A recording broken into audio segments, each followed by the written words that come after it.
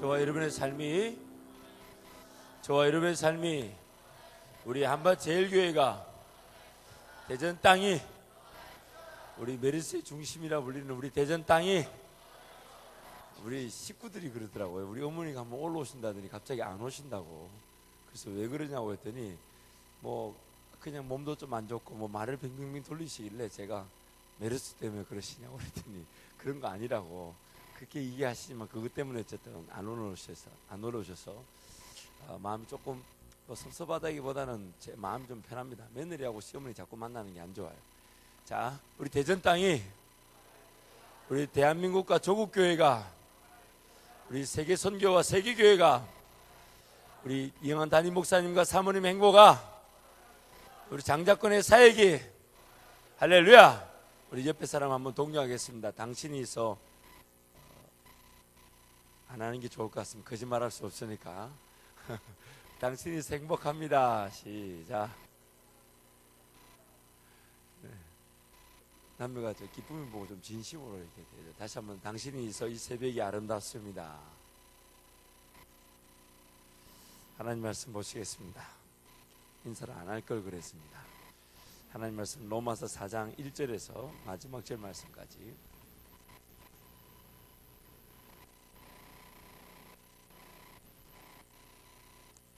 하나님 말씀 로마서 4장 전체 말씀을 우리 함께 하나님 말씀 선포합니다. 그런즉 육신으로 우리 조상인 아브라함이 무엇을 얻었다 하려? 만일 아브라함이 행위로서 얻었다 하심을 받았으면 자랑할 것이 있으려니와 하나님 앞에서는 없느니라. 성경이 무엇을 말하느냐? 아브라함이 하나님을 믿음에 그것이 그에게 의로 여겨진 바 되었느니라.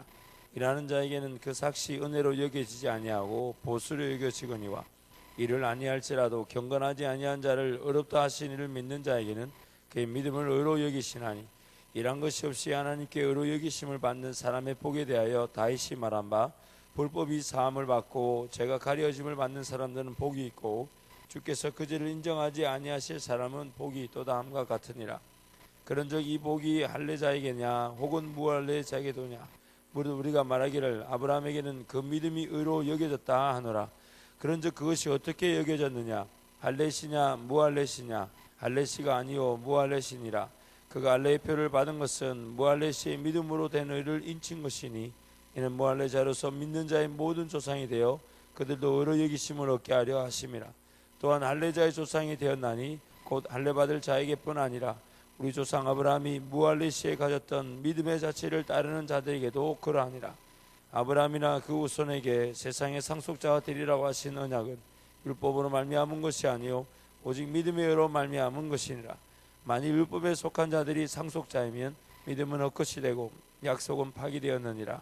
율법은 진노를 이루게 하나니 율법이 없는 곳에는 범법도 없느니라.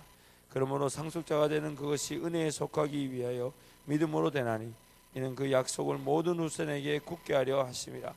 율법에 속한 자에게뿐만 아니라 아브라함의 믿음에 속한 자에게도 그러하니 아브라함은 우리 모든 사람의 조상이라.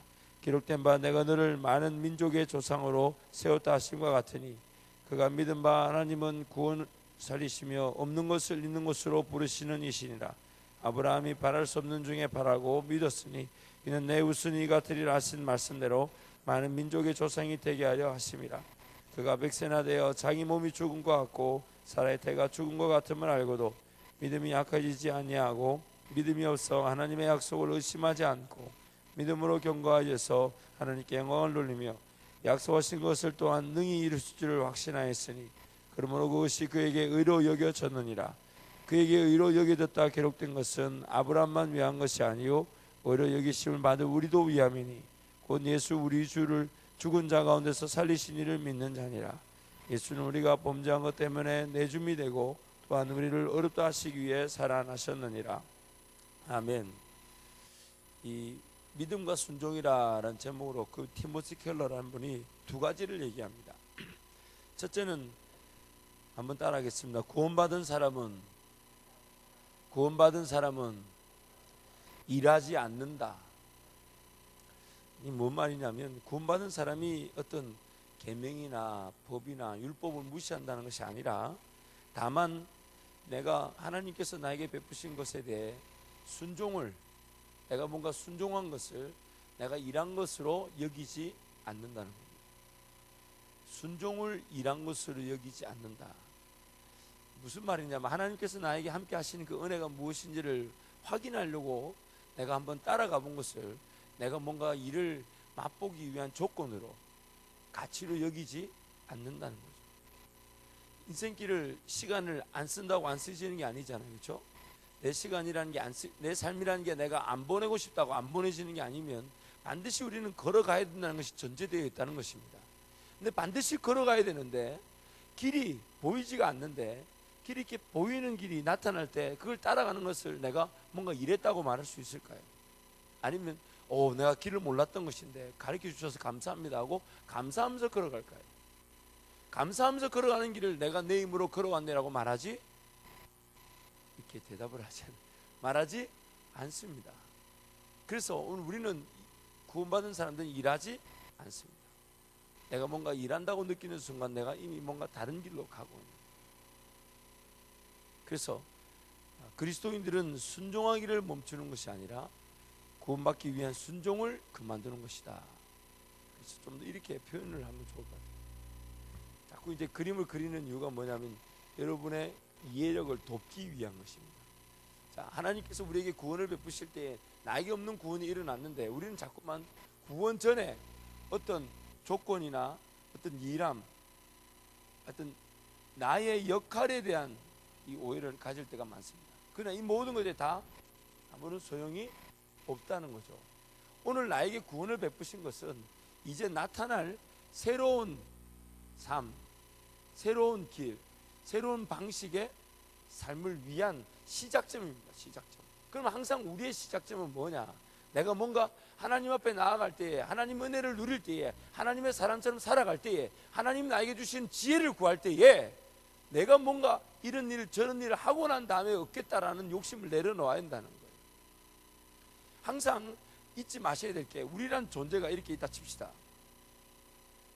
우리란 존재가 있다 치면 이미 우리는 이 안에 어떤 벽돌 하나하나 쌓듯이 하나님과 함께 동행하면서 새로운 길을 걸어가는 그런 비어져 있는 상태가 아니라는 걸 분명히 인정해야 됩니다. 분명히 인정합니다. 우리는 뭘로 이미 죄로 말미암아 타락한 상태죠. 그 안에서 이런 부분들을 드러내고 이 안에 새로운 어떤 성령의 역사들 또 이런 부분들을 드러내고 성령의 역사들 이런 교체 작업이 우리에게 지금 일어나고 있는 중입니다. 교체 작업이 일어났다 보니까 이 교체 작업 중에 항상 가진 오해가 뭐냐면 내가 뭔가 일을 하지 않으면 아무것도 안 될 것 같은 그런 불안함이 염려가 있더라는 거예요. 하나님은 하나님이시고 나는 나라는 어떤 개념을 가지고 그래서 필요할 때 하나님을 찾는 어린 신앙이 생기기도 하고 혹은 신앙이 연륜이 있고 하나님을 만났다고 하면서도 항상 내가 뭔가 일을 해야 된다는 부담감, 내가 뭔가 순종을 하고자 하는 엎드리고 내가 뭔가 붙잡아야 된다는 그런 부담감을 항상 가지고 있더라는 겁니다. 그게 마음에 안 드는 거예요, 우리가. 그래서 자꾸만 내가 내 역할을 하려고 하다 보니까 그것이 부담이 되고 어려움이 되고 내 인생에 짓누르는 죄책감이 되기도 하고 심지어 그걸 안 하면 내가 하나님을 못 만날 것 같은 그런 착각에도 빠지게 됩니다. 하나님 뭐라 그러시냐면 어떤 은혜든 어떤 삶이든 어떤 길이든 너희들이 할 바가 하나도 없다는 얘기예요. 그래서 좀 더 쉽게 표현하자면 오늘 우리 신앙생활이 내가 부담을 가지고 하고 있는 거 아니면 내가 정말 이걸 물론 몸을 깨우고 시간을 관리한다는 게 쉽지는 않아요. 어떨 땐 되고 어떨 땐 안 될 수 있지만 그러나 분명한 기준은 내가 이것이 정말 하나님을 내가 사랑하고 하나님 그분을 느끼고 하나님 그분에 대한 내 반응으로서 하나님 먼저 날 사랑하셨으니까 그 사랑하신 것에 대한 반응으로서 이 아침을 깨우고 신앙생활을 하고 있는지 아니면 일이 되고 부담이 되고 어려움이 되고 잘 되고 안 되고를 묻는 게 아니라 뭔가 내 스스로가 뭔가 이걸 안 하면 안 된다는 그 부담에 사로잡혀서 자유와 기쁨을 맛보기보다는 어려움과 부담을 가지고 있다면 지금 나는 어떤 상태냐면 구원을 하나님 은혜로 받고 하나님께서 길을 열어주신 것을 쫓아가는 즐거움 누리기보다는 구원을 얻기 위해서 뭔가 조건이 필요한 것을 붙들고 있는 상태라. 지금 오늘 로마서에 말한 것입니다. 그래서 4장 5절 말씀 뭐라니까 일한 것이 없이 믿음으로 의롭다함을 받은 것은 그 의가 하나님께 열매가 된다. 즉 일한 것이 없는데도 내가 뭔가 믿어졌다는 얘기입니다. 그것이 오늘 우리에게 주신 은혜인데 자꾸 우리는 일하는 그 자체의 목적을 두고 있습니다. 그러다 보니까 이제 스타일이 점점 바뀌게 되죠. 예를 들면 이걸 새까만 타락한 상태라고 봅시다. 그러면 성령께서 어떤 말의 한 부분에서, 행동의 한 부분에서, 혹은 삶의 어떤 스타일, 옛날에 좋아했던 것, 즐겼던 것을 뭐 버리는 희생, 어떤 결단, 이런 모든 영역에서 조금씩 이제 조금씩 자리를 찾아가다 보면 이것이 점점 우리는 순종의 자세들로 바뀌어지게 되고 성화를 하나님과 함께 걸어가는 거룩을 순수를 맛보게 되는 것이죠. 근데 문제는 뭐냐면 이 안에서 이런 것이 자리 잡고 있지만 또한 이미 하나님과 관계없는 또 다른 법이 꽉 자리를 찾고 있잖아요. 자리를 찾고 보니까 어떨 때는 하나님께 전적으로 순종하며 기쁨을 맛본다라는 기준이 다 붙잡아지다가도 어떤 때는 또 내 인간적인 방법인지도 모른 채, 내 인간적인 생각인지도 모른 채 그것이 하나님의 방법이냐 착각하고 그거 붙들고 걸어갈 때가 있더라는 거예요. 서로 막 이게 막 교차가 되고 막 싸움이, 충돌이 일어나는 거죠. 하나님의 복과 이 성령의 인도하심과 내적 어떤 이 타락된 이 상태들, 우리가 늘 고민해야 될 바가 뭐냐면 하나님께서 길을 인도하실 때에 하나님이 주시는 그 음성을 저해하는 요소가 이미 내 안에 자리 잡고 있다는 걸 늘 인정해요. 내가 하나님의 음성을 온전히 들을 수 있을 만큼 순수하지 못하다는 걸, 깨끗하지 못하다는 걸 늘 인정합니다. 그래서 우리는 누가 필요하냐면 예수가 필요한 겁니다. 예수를 의지해서 무릎을 꿇을 때 우리의 고백은 뭐냐면 내 안에 하나님의 음성을 들을 수 있는 그 순수성이 결여되어 있다는 거, 불법으로 가득 차 있다는 거. 그래서 그 음성을 들을 때마다 내 안에 이미 내 삶을 살아왔던 기준들과 방식들이 서로 충돌한다는 거, 그것을 늘 기억해야 합니다.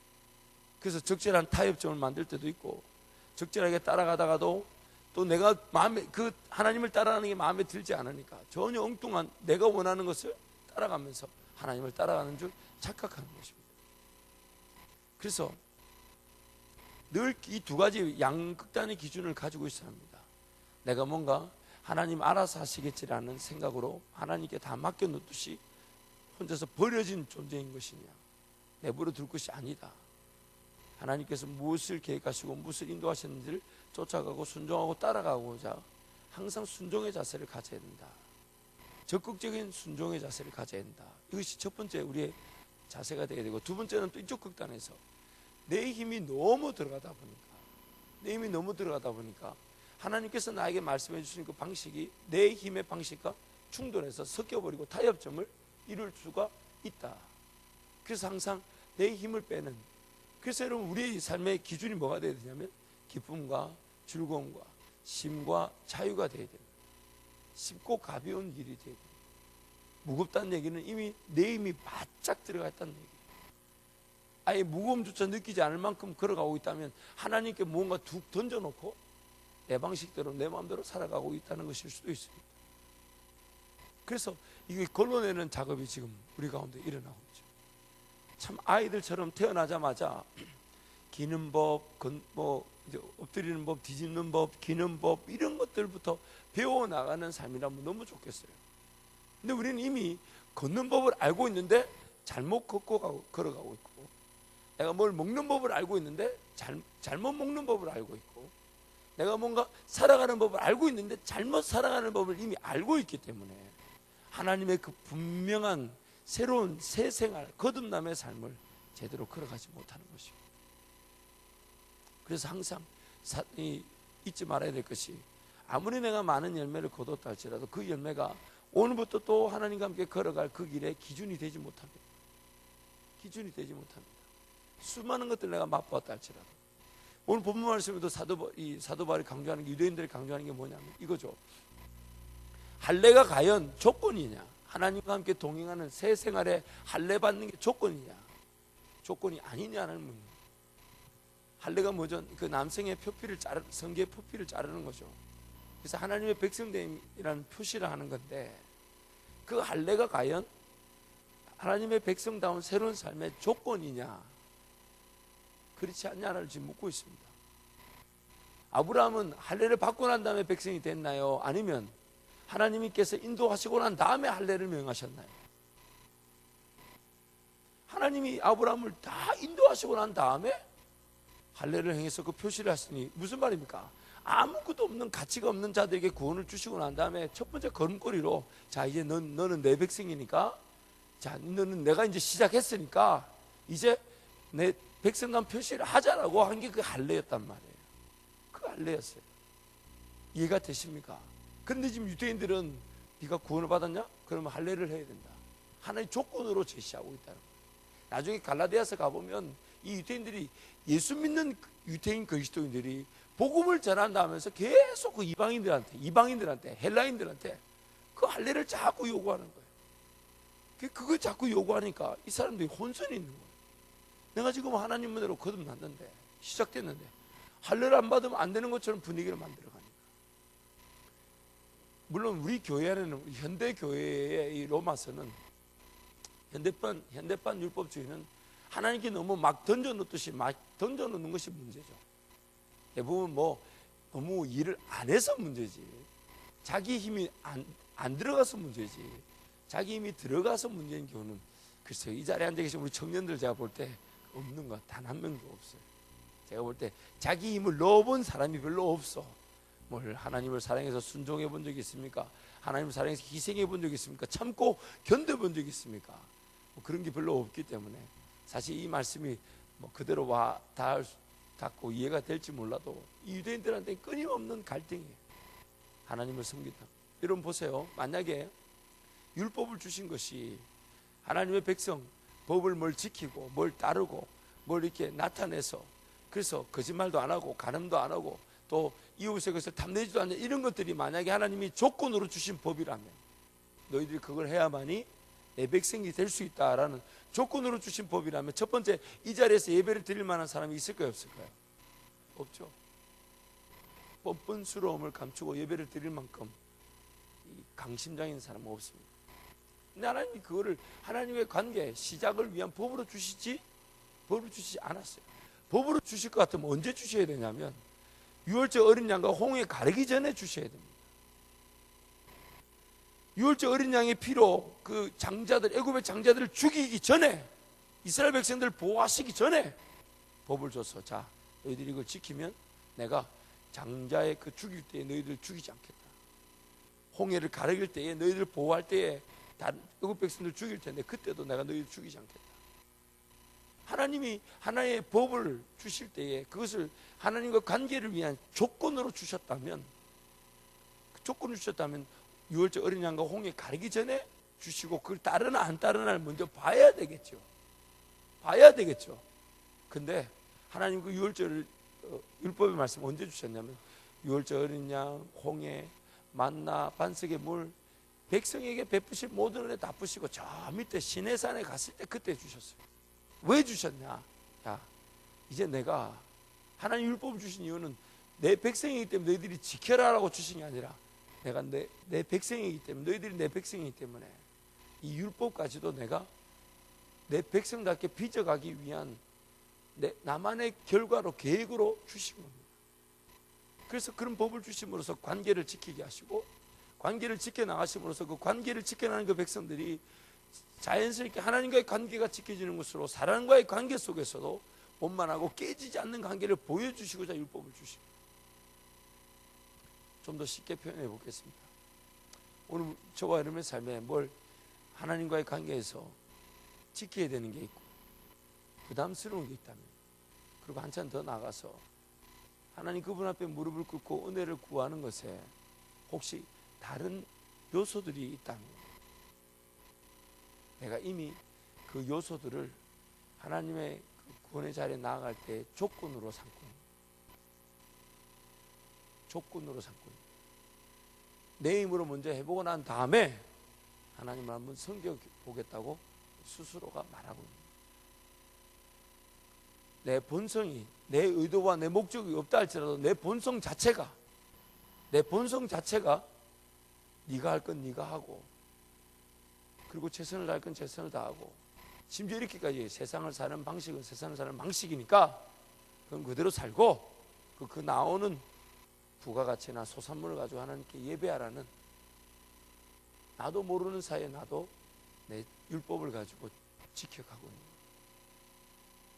모든 것을 다 잃는다 할지라도, 모든 걸 다 잃는다 할지라도 하나님과 함께 오늘 새로운 길을 걷고자 한 그 순수한 마음이 없다면 이미 나는 내 본성에 따라 뭔가 지키고 뭔가 따르고 뭔가 열매를 봐서 그걸 가지고 하나님께 달려나오겠다는 조건적인 삶을 살고 있는 것입니다.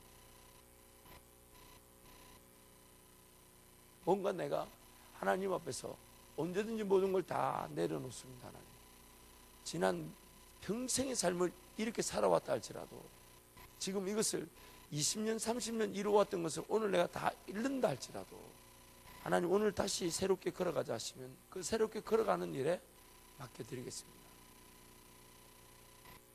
그러나 이미 내 타락한 내 본성 자체가 그것에 대해서 바들바들 떠는 겁니다. 내가 20년을 30년을 내려놓으면, 지난 10년 5년 이상 투자해온 것을 내려놓으면 남들 볼 때는 지금 아무것도 안 나타나는 것 같고 남들 볼 때는 아무것도 없는 것처럼 보여줄 수 있고, 그래서 좀 비교의식을 가지고 어휴 저 사람 순식간에 다 망해버려, 순식간에 다 내려놨네. 근데 그렇게 된다 할지라도 하나님께서 나로 하여금 새 길을 걸어가게 하신다. 저는 그 길을 걸어가겠습니다. 여러분 이것 자체가요, 세월이 지나면 점점 더 쉬워질까요, 어려워질까요? 쉬워질까요, 어려워질까요? 안 내려놔 봐서 모르는 거죠. 지금 어려워져, 훨씬 더 어려워져. 내 안에 있는 이 내적 기준 자체가, 타락한 이 본성의 기준 자체가, 방식이나 삶의 방법이 하나님의 방법을 쉽게 이해하고 받아들이고 그렇게 따라가게끔 내버려 두지 않습니다. 철저하게 그 방식을 고수하게 하고 철저하게 그 방법을 붙들면서 필요한 만큼 하나님의 방식을 갖다 놓게 합니다. 자꾸만. 그래서 그리스도인들 중에서 가장 큰 은혜는 언제 바닥을 쳐보는가, 언제 바닥을 쳐보는가.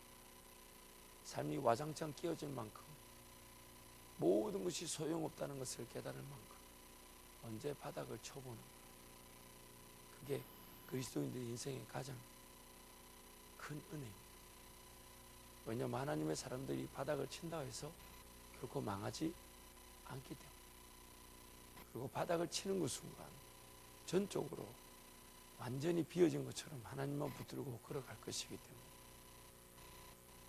그리스도인의 삶의 가장 관건은 내가 언제 바닥을 쳐보는가, 내가 언제 바닥을 쳐보는가, 내가 언제 바닥을 쳐서 이게 아니구나, 이 방법이 아니구나, 더 이상 이렇게 살고 싶지 않다, 더 이상 이거는 내 삶의 방식이 아니다라는 걸 깨닫는 순간 그 하나님의 다시 살려주시는 그 은혜의 길로 걸어가게 됩니다.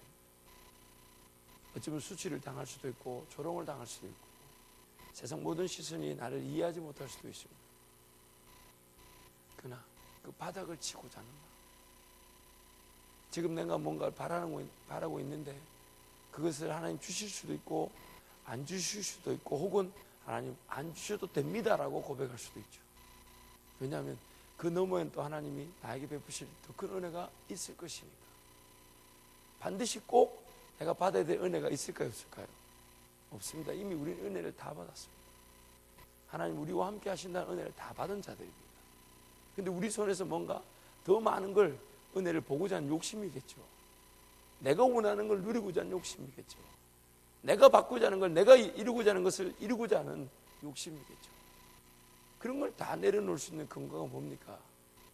하나님께는 내가 지금 생각할 때는 이게 꼭 필요한데 하나님께는 꼭 필요하지 않을 수 있고, 내가 생각할 때는 이게 꼭 있어야 될 것 같은데 하나님 볼 때는 꼭 있지 않아도 될 게 있을 수 있습니다.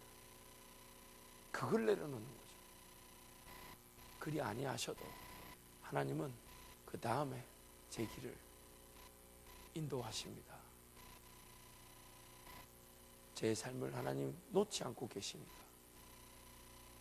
그래서 우리 삶에 뭐 있어야 된다 말아야 된다가 아닌 하나님 그분 안에서 오히려 내가 누릴 것을, 내가 자유할 것을, 내가 쉴 것을, 내가 그분 안에서 즐거워할 것을 기대하며 살아가는 것이 오늘 전부가 됩니다.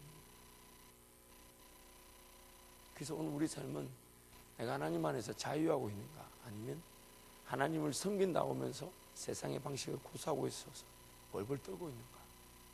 오늘 이 자리에 앉아있는 우리, 저와 여러분의 삶의 두 가지 방식이겠죠.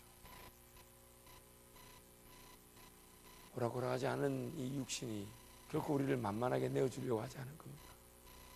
그러나 그 가운데서 하루라도 빨리 하나님 안에서의 자유를 기대하는 마음으로, 하나님 안에서의 그런 쉼과 즐거움을 기대하는 마음으로. 그래서 그 신앙의 선배들이 늘 했던 고백이 뭡니까? 죽으면 죽으리라. 왜요?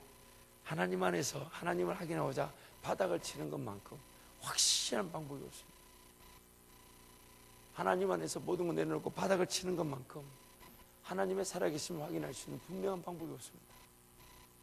그게 아니면 내가 가졌던 방법이나 내가 가졌던 물질이 나를 구원한 줄 착각하죠. 하나님 안에서 바닥을 치는 것, 가장 큰 은혜. 마음에 안 드니까 지금 아무도 아멘 안 하는 게 지금 아무도 아멘 안 하는 거예요. 지금 마음에 안 드니까. 자, 따라합니다. 하나님 안에서 바닥을 치는 것이 가장 큰 은혜입니다. 그래서 기도의 자리에 달려나와서 차라리 이 기도의 자리에서 죽겠습니다. 여러분, 그것이면 이미 인생은 끝났습니다.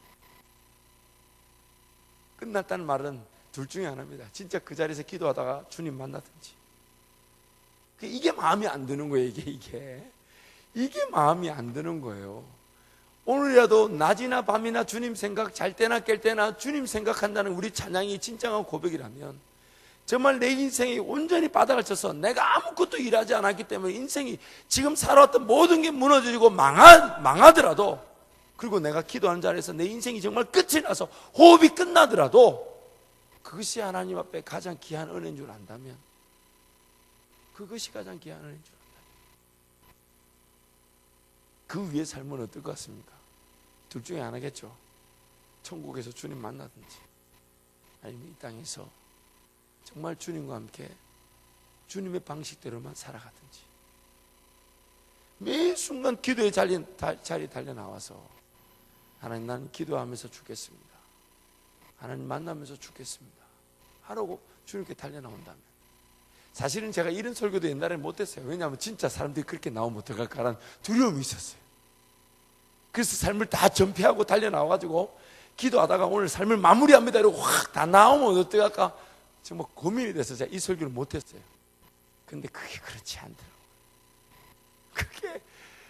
그게 그렇지 않더라고요. 그만큼 우리가 호락호락한 인간들이 아니더라고요. 삶의 그 끝자락을 놓는다는 것이 그렇게 쉽지 않다는 거예요. 저도 알고 우리도 이미 알고 있습니다. 그래서 여러분, 이 아침을 깨울 때에, 주님께 달려나올 때에 이 기도가 시작이고 이 기도가 끝인 것처럼, 이 기도가 시작이 이 기도 끝인 것처럼 하나님 은혜를 구하게 될 때, 하나님께서 지금 내가 붙들고 있는 것이 하나님의 뜻이기 때문에 응답하실 수도 있고, 그렇지 않다 하실지라도 그것을 응답하지 않는 하나님의 분명한 목적대로 우리를 이끌어 가실 겁니다. 깨어있다는 것 하나로, 깨어있다는 것 하나. 여러분, 우리 담임 목사님과 대화를 나눠보면 우리 목사님이 기도만 하시는 것 같은데도 제일 부지런하십니다. 우리 목사님과 대화를 나눠보면 저것도 고민하고 계셨고 이것도 고민하고 계시고, 그리고 얼마나 부지런하신지 모릅니다. 차 타고 갈 때 한 5분 잠깐 주무시고 그 밤에 한 서너 시간 주무시는 것 같은데, 하루 종일 얼마나 많은 사역들을 감당하고 얼마나 많은 것들을, 그거다 또 말씀을 또 암송까지 하신대요. 또 얼마나 성경을 또 몇 번을 읽으시고, 도대체 언제 하실까 싶어요. 근데 그분의 삶의 중심 뭡니까? 뭘 일하고자 함이 아니라 하나님께 자꾸 내어드리고자 함인데, 오히려 삶에 나타나는 모습과 삶의 방식들은 우리 모든 교인들보다 제가 볼 때 제일 부지런하십니다. 제일 바쁘시고 제일 효율적으로 시간을 쓰시고 제일 헌신하시고, 그리고 제일 헌금도 많이 하시고, 주여 우리는 뭐 하나 싶어요. 우리는 뭐 하는 겁니까 도대체? 무슨 얘기입니까? 일을 일로 여기지 않는 자들이 오히려 하나님의 방법대로 더 지혜롭게 살아가는 것입니다. 지금 이해가 되십니까? 내가 일을 내 일로 여기지 않고 하나님께 맡겨드린 자들이 그저 기도의 자리에서 기도만 한 것 같은데도 그의 삶은 더 하나님의 방식과 지혜대로 열매 맺는 일들만 맛보며 살아가더라는 거예요. 이게 바로 오늘 우리가 누릴 행복 아닙니까? 이게 바로 우리가 누릴 행복 아닙니까?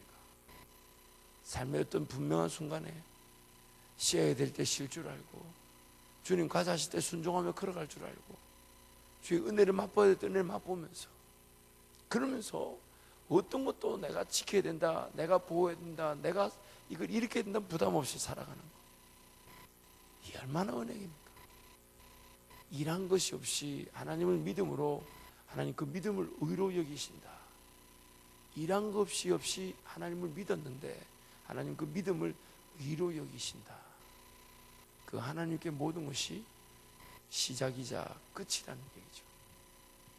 그러므로 오늘 우리의 삶이 정말 하나님께 온전히 뭘 내가 갖추고, 내가 뭘 하고, 내가 뭘 할 줄 알고, 내가 뭘 해야 될 걸 하고 난 다음에 하나님을 찾는 것이 아니라 하나님 그분이 전부고 우선이고 시작이고 끝이고, 정말 내 삶이 끝이 나는, 내 생명이 끝이 나는 한이 있어도 하나님 그분 앞에서 삶이 유일한 은혜인 줄 저와 여러분이 고백하기를 축원합니다. 기도하겠습니다. 하나님 감사합니다. 하나님 고맙습니다.